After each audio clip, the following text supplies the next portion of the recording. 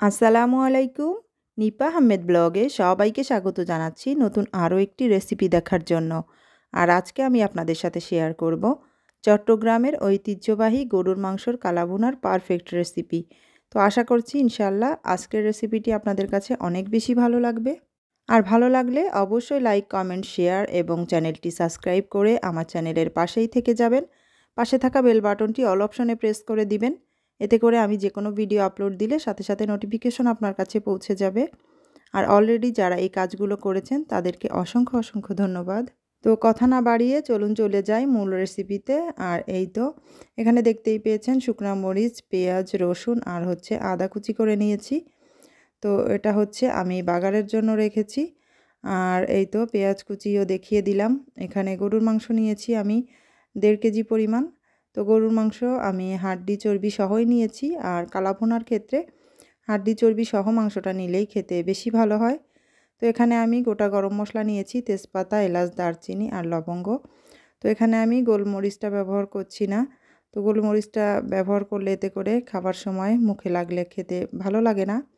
তাই আমি গোলমরিচটা অ্যাভয়েড করলাম, যেহেতু আমি গুঁড়া মশলা ব্যবহার করব, গরম মশলা। আর এই তো এখানে আমি দেখেই নিয়েছেন 1 মুঠ পরিমাণ আমি কাঁচা পেঁয়াজ দিয়েছি, কুচানো পেঁয়াজ। তারপর হচ্ছে এখানে পেঁয়াজের বেরেস্তা দিলাম, সেটাও প্রায় 1 মুঠ পরিমাণেই দিয়েছি। আর 2 টেবিল চামচ দিয়ে দিলাম এখানে রসুনের পেস্ট। আর দিব এখানে আদা পেস্ট 2 টেবিল চামচ পরিমাণ। তো অবশ্যই মাংসর পরিমাণটা বুঝেই মশলাগুলো ইউজ করতে হবে। আমার এখানে যেহেতু 1.5 কেজি পরিমাণ মাংস ছিল, তো সেই অনুযায়ী আমি মশলাটা ব্যবহার করছি। স্বাদ মতো লবণ দিয়ে দিচ্ছি। তো অবশ্যই মশলার পরিমাণটা যদি পারফেক্ট হয়, এতে করে কালা ভুনা খেতে টেস্টটাও অসাধারণ আসে।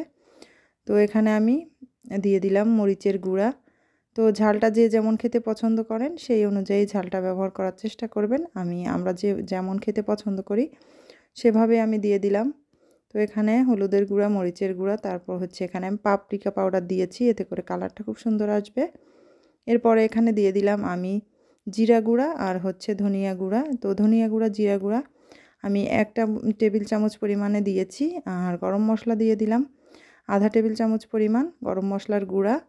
আর এখানে সয়া সস দিব 2 টেবিল চামচ পরিমাণ। তো অবশ্যই গরম মশলার গুঁড়াটা ব্যবহার করবেন, এতে করে ফ্লেভার অনেক সুন্দর আসবে। তো এখানে আমি টমেটো কেচাপ দিয়ে দিচ্ছি 2 টেবিল চামচ পরিমাণ। টমেটো কেচাপের পরিমাণটা অবশ্যই কম দেওয়ার চেষ্টা করবেন। মাংসর পরিমাণ যদি কম থাকে তাহলে 1 টেবিল চামচ পরিমাণ দিলেও হবে। টমেটো কেচাপ যদি বেশি দেওয়া হয়, এতে করে মাংস খেতে ভালো লাগে না, মিষ্টি মিষ্টি একটা ভাব চলে আসে। আর এখানেই তো আমি কালাভুনার যে প্যাকেটের যে রাঁধুনি গুঁড়া মশলাটা, ওটা ব্যবহার করব। তো আমার কাছে মনে হয় শুধু প্যাকেটের এই মশলাগুলো ব্যবহার করে রান্না করলে খেতে ভালো লাগে না। তো এখানে আমি দেখেই নিয়েছেন আমি ছোট বাটিতে করে। তো আপনারা তো দেখেই নিয়েছেন আমি কিন্তু এখানে পুরো প্যাকেটের মশলাটা ব্যবহার করিনি, এখানে 3 ভাগের 1 ভাগ পরিমাণ ব্যবহার করেছি। আর হচ্ছে এখানে আমি দিয়ে দিব আধা কাপ পরিমাণ তেল। তো 1 কাপ পরিমাণ তেলের প্রয়োজন পড়বে। অবশ্যই সরিষার তেলটা ব্যবহার করতে হবে। কালাভুনার ক্ষেত্রে সরিষার তেলটা ব্যবহার করলেই সুন্দর একটা কালার আসে, খেতেও অনেক বেশি মজা হয়। আর এই তো এখন সমস্ত উপকরণগুলো খুব ভালোভাবে আমি মিশিয়ে নিব। তো আপনারাও চেষ্টা করবেন কালাভুনার যে মশলার প্যাকেটটা সেখান থেকেও একটু ব্যবহার করার জন্য, এতে করে একদম পারফেক্ট দোকানের বা হোটেলের মতোই আপনারা স্বাদটা পেয়ে যাবেন। তো এখানে আমি এই তো গরম মশলা, গোটা গরম মশলাগুলো দিয়ে দিলাম। তো অনেক সময় নিয়ে এই মাংসটা মাখাতে হবে। আমি প্রায় 10 মিনিট ধরে মাংসটা খুব ভালোভাবে মেখে নিয়েছি। যত ভালোভাবে ম্যারিনেট করা হবে মাংস খেতে ততটাই মজা হবে। আর এই কালাভুনা করতে গেলে কিন্তু অনেক সময় নিয়ে ধৈর্য সহকারে ধীরে ধীরে রান্না করতে হয়। যত বেশি মশলার সঙ্গে মাংসগুলো কষানো হয়, ততই মাংসর কালারটা আস্তে আস্তে চেঞ্জ হয়ে আসে। আর এই তো আমি খুব সুন্দর করে মাংসগুলো মেখে নিয়েছি মশলার সঙ্গে। এরপরে আমি 1 ঘন্টা মতো রেস্টে রেখে দিয়েছিলাম। 1 ঘন্টা পরে এরপরেই তো আমি চুলা জ্বালিয়ে দিয়েছি। তো চুলার তাপমাত্রা আমি মিডিয়াম আঁচে করে রেখেছি। অনেক সময় দেখা যায় যদি হাই হিটে দেওয়া হয়, এতে করে নিচে দিয়ে মশলাটা লেগে যাওয়ার চান্স থাকে। তাই আমি মিডিয়াম আঁচে করেই 5 মিনিট মতো জাল করে নিয়েছি। আর কিছু সময় জাল করলেই তো মাংসর থেকে অনেকটাই পানি উঠে আসবে, আর এই পানি দিয়েই মাংসটা খুব ভালোভাবে কষানো হয়ে যাবে। তো একবারে অনেক সময় নিয়ে ঢেকে রান্না করা যাবে না। কিছু সময় পর পর ঢাকনাটা তুলে অবশ্যই নাড়াচাড়া দিয়ে দিতে হবে। না হলে মাংসগুলো নিচে দিয়ে লেগে যাওয়ার ভয় থাকবে। আর এই তো দেখতেই পেয়েছেন আমি প্রায় 10 মিনিটের মতো রান্না করে নিয়েছি। এতে করে মাংস থেকে অনেকটাই পানি উঠে এসেছে। তো এই পানি দিয়েই আমি মাংসটা খুব ভালোভাবে কষিয়ে নিব। তো এক একজনের রান্নার ভিন্নতা এক এক রকম। আমি যেমনভাবে রান্না করে থাকি সেটাই আপনাদের সাথে শেয়ার করার চেষ্টা করি। আর এই তো আমি অফ ক্যামেরাতে প্রায় আধা ঘন্টা মতো রান্না করে নিয়েছি মিডিয়াম আঁচে করে। এতে করে দেখেই নিয়েছেন মাংস থেকে পানিটা অনেকটাই শুকিয়ে গিয়েছে। তো এবার আমি মশলার সঙ্গে খুব ভালোভাবে মাংসগুলো কষাতে থাকবো। তো সময় নিয়ে খুব ভালোভাবে কষাতে হবে। খেয়াল রাখতে হবে নিচে যেন লেগে না যায়। তো ঢাকনা দিয়ে কিছু সময় পর পর আমি কষিয়ে নিচ্ছি। তো আপনারা তো দেখেই বুঝতে পারছেন।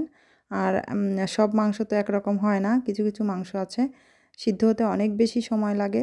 তো এই পর্যায়ে যদি আপনাদের মাংসটা সিদ্ধ না থাকে না হয়, তো সেক্ষেত্রে আপনারা অবশ্যই এখানে গরম পানিটা ইউজ করবেন, ফুটানো গরম পানি ব্যবহার করার চেষ্টা করবেন। এরপরে পানি দিয়ে সিদ্ধ করে নেবেন বাকিটা। তো আমার মাংসটা মোটামুটি অনেকটাই সিদ্ধ হয়ে গিয়েছিল।